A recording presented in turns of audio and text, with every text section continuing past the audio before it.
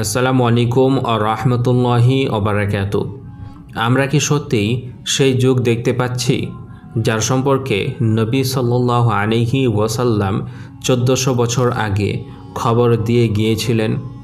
2025 এবং 2026 কি সেই বছরগুলো যেগুলো সম্পর্কে জানানো হয়েছিল? রসুল সাল্লাল্লাহু আলাইহি ওয়াসাল্লাম বলেছেন, কিয়ামত সেই সময় পর্যন্ত কায়েম হবে না যতক্ষণ না মুসলমানদের এবং রোমীয়দের মধ্যে এক বড় যুদ্ধ হয়ে যায়। এই যুদ্ধে তিনটি দল হবে। একটি দল পরাজিত হবে এবং আল্লাহ তাআলা তাদেরকে কখনো ক্ষমা করবেন না। দ্বিতীয় দল শহীদ হবে এবং তারা আল্লাহর নিকটে সর্বোত্তম শহীদের মধ্যে গণ্য হবে। আর তৃতীয় দল বিজয়ী হবে, যারা ফিতনা থেকে চিরদিনের জন্য নিরাপদ থাকবে। এখন একটু বর্তমান বিশ্বের দিকে তাকান। ইসরায়েল এবং ইরানের মধ্যে শেষ না হওয়া বিরোধ, ক্ষেপণাস্ত্র হামলা এবং হুমকি প্রতিদিনের ব্যাপার। রাশিয়া এবং আমেরিকা প্রকাশ্যে একে অপরকে চ্যালেঞ্জ জানাচ্ছে। তাদের বন্ধুরা আলাদা আলাদাভাবে ভাগ হয়ে পড়েছে। চীন এবং অন্যান্য শক্তি নতুন শাসন ব্যবস্থার জন্য প্রস্তুত হচ্ছে। আর এসবের মাঝে মুসলিম বিশ্ব, বিশেষত শাম, ফিলিস্তিন, লেবানন ইত্যাদি সবসময় যুদ্ধ এবং অস্থিরতার মধ্যে জড়িয়ে আছে। এই দৃশ্য হুবাহু সেই রকম যেভাবে হাদিসে বর্ণনা করা হয়েছিল যে দুনিয়া দুটি বড় শিবিরে বিভক্ত হয়ে যাবে। একদিকে থাকবে পশ্চিমা শক্তি ও তাদের বন্ধুরা, আর অন্যদিকে মুসলমানরা থাকবে তাদের ঈমান নিয়ে শক্তভাবে দাঁড়িয়ে। বন্ধুরা, এবার আসি আমরা সেই আলামতের দিকে, যেটা আমরা রাস্তাঘাটে, ঘরে, বাইরে সব জায়গাতে দেখতে পাচ্ছি বা শুনতে পাচ্ছি। রসুল সাল্লাল্লাহু আলাইহি ওয়াসাল্লাম বলেছেন, আমার উম্মতের মধ্যে এমন কিছু লোক আসবে যারা ব্যভিচার, রেশমি পোশাক, মদ এবং সঙ্গীতকে হালাল মনে করবে। এটি সেই সময়ের মানুষের কাছে অবিশ্বাস্য মনে হতো, কিন্তু আজ চারপাশে একবার তাকিয়ে দেখুন, এটি এখন আমাদের চোখের সামনে সম্পূর্ণ বাস্তবতা। আরব বিশ্ব, যেখানে একসময় কোরআনের আয়োজন হতো, প্রতিযোগিতা হতো, সেই দেশে আজ বিভিন্ন জায়গাতে গান বাজনা হয়। মক্কা এবং মদিনা থেকে খুব দূরেও নয়, আন্তর্জাতিক গায়করা সেখানে অনুষ্ঠান আয়োজন করে। পুরুষ এবং নারীরা একসাথে নাচ গান করে এবং সরকার এগুলো দেখতে পেয়েও কিছু বলে না। শুধু তাই নয়, মানুষ এগুলোতে যোগ দিতে চায় যেন এটি বড় কোনো সাফল্য বা আনন্দের বিষয়। যখন গুনাহকে আর গুনাহ মনে করা হয় না, বরং সুখ এবং উন্নতির চিহ্ন মনে করা হয়, তখন বুঝতে হবে সেই সময় চলে এসেছে যার সম্পর্কে নবী সাল্লাল্লাহু আলাইহি ওয়াসাল্লাম আমাদের সতর্ক করেছিলেন। আমরা কি কখনো ভেবে দেখেছি এটা সেই ভূমি যেখানে আল্লাহ তাআলার তাওহীদের বাণী উচ্চ কণ্ঠে ঘোষিত হতো, যেখানে সাহাবারা তাদের জীবন উৎসর্গ করত? আজ সেই ভূমি কিভাবে পশ্চিমা বিনোদন এবং বিলাসিতার জায়গা হয়ে যাচ্ছে? এটি শুধুমাত্র সামাজিক পরিবর্তন নয়, বরং কিয়ামতের আলামতের জীবন্ত প্রমাণ। রসুল সাল্লাল্লাহু আলাইহি ওয়াসাল্লাম বলেছেন, কিয়ামত সেই সময় পর্যন্ত আসবে না যতক্ষণ না নাঙ্গা পা চড়াওয়ালা রাখালরা একে অপরের সঙ্গে উঁচু ভবন বানানোর প্রতিযোগিতা করবে। ভাবুন তো, যখন এই হাদিস বর্ণনা করা হয়েছিল তখন আরবের এই মরুভূমির রাখাল কাঁচা ঘর আর তাঁবুতে বাস করত, যাদের উঁচু ভবনের ধারণাও ছিল না। কিন্তু আজ সেই অঞ্চলই দুনিয়ার সবচেয়ে উঁচু এবং বিলাসবহুল ভবনের জন্য বিখ্যাত। দুবাইয়ের বুর্জ খলিফা, রিয়াদের আকাশচুম্বী টাওয়ার এবং নিয়ম সিটির প্রকল্প, এসব হলো জীবন্ত প্রমাণ যে সেই রাখালগুলো সত্যিই পৃথিবীর রেকর্ড ভাঙার জন্য একে অপরের সঙ্গে প্রতিযোগিতায় নেমে পড়েছে। এমনকি মক্কায় পবিত্র ভূমিতেও এমন এক ভবন করানো হয়েছে যার ছায়া সরাসরি কাবা ঘরের উপরে পড়ে। ভাবার বিষয় হলো, যখন আল্লাহ তাআলার ঘরের চারপাশে পাহাড়ের চেয়ে উঁচু ভবন দাঁড়িয়ে থাকে এবং দুনিয়া সেগুলোকে গর্বের সঙ্গে দেখে, তখন কি এটা সেই মুহূর্ত নয় যার সম্পর্কে আমাদের আগে থেকেই খবর দেওয়া হয়েছিল। এগুলো শুধুমাত্র উন্নতি বা পার্থিব প্রতিযোগিতা নয়, বরং সেই নিদর্শনগুলোর অংশ যা আমাদের জানায় যে সেই সময় ঘনিয়ে এসেছে। রসুল সাল্লাল্লাহু আলাইহি ওয়াসাল্লাম বলেছেন, কিয়ামত সেই সময় পর্যন্ত কায়েম হবে না যতক্ষণ না ভূমিকম্প ব্যাপকভাবে দেখা দেবে।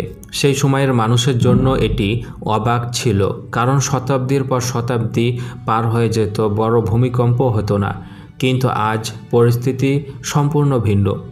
কয়েক বছরের মধ্যেই তুরস্ক এবং শামের ভূমিকম্প লক্ষ লক্ষ পরিবারকে ধ্বংস করে দিয়েছে।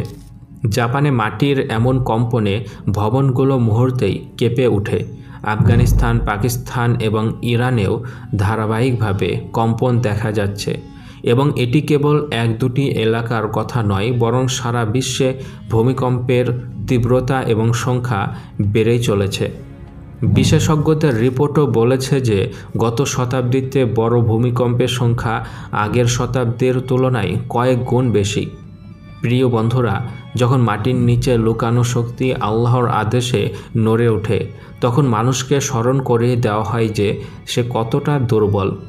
এসব দেখে আমাদেরকে বুঝে নেওয়া উচিত যে নবী সাল্লাল্লাহু আলাইহি ওয়াসাল্লামের ভবিষ্যৎবাণী কেবল শব্দ ছিল না, বরং তা ছিল এক বাস্তব সত্য যা আজ আমাদের চোখের সামনে সম্পূর্ণ হচ্ছে। রসুল সাল্লাল্লাহু আলাইহি ওয়াসাল্লাম বলেছেন, কিয়ামত সেই সময় পর্যন্ত আসবে না যতক্ষণ না এমন একটি বৃষ্টি হবে যা ঘরবাড়ি ধ্বংস করবে, এবং এমন বজ্রপাত হবে যা ব্যাপকভাবে মানুষকে ধ্বংস করবে। খেয়াল করুন, বৃষ্টি যা সবসময় জীবন ও সবুজের প্রতীক ছিল, আজ তা ঝড়ের আকারে এসে গ্রাম শহর ভাসিয়ে নিয়ে যাচ্ছে। পাকিস্তানে আসা ভয়াবহ বন্যা সম্পূর্ণ গ্রাম মুছে দিয়েছে। লক্ষ লক্ষ মানুষ ঘর ছাড়া। লিবিয়ায় ঝড়ো বৃষ্টি এক রাতেই শহরের পর শহর ডুবিয়ে দিয়েছে।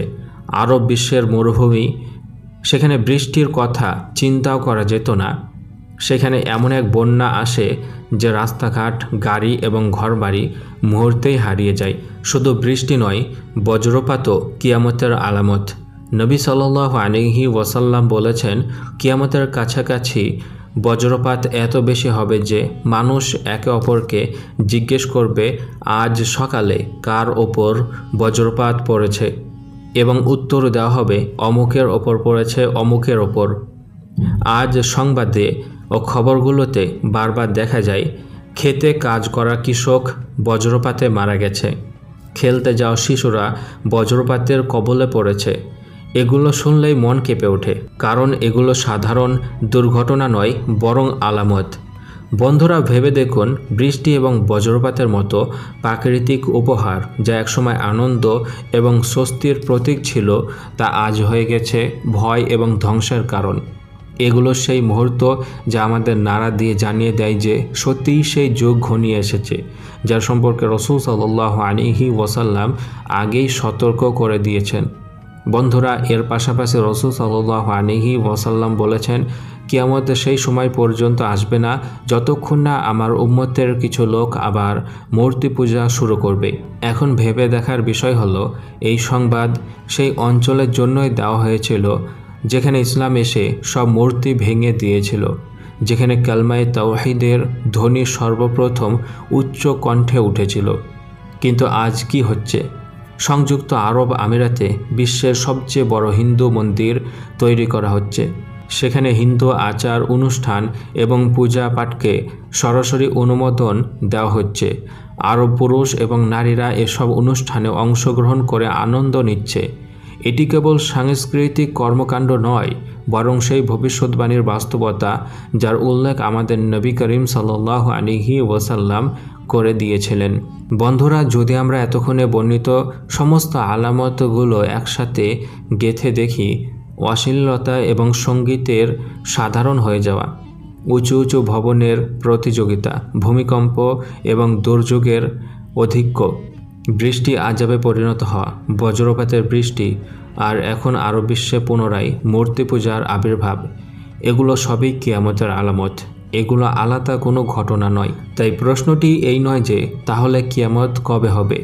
প্রশ্ন হলো, আমরা এগুলো দেখে কি করছি? আমরা কি এই সংবাদগুলোকে কেবল এমনি ঘটনা বলে উড়িয়ে দিচ্ছি, নাকি এগুলো থেকে শিক্ষা নিয়ে আমাদের অন্তর ও ঈমানকে পাকাপোক্ত করছি?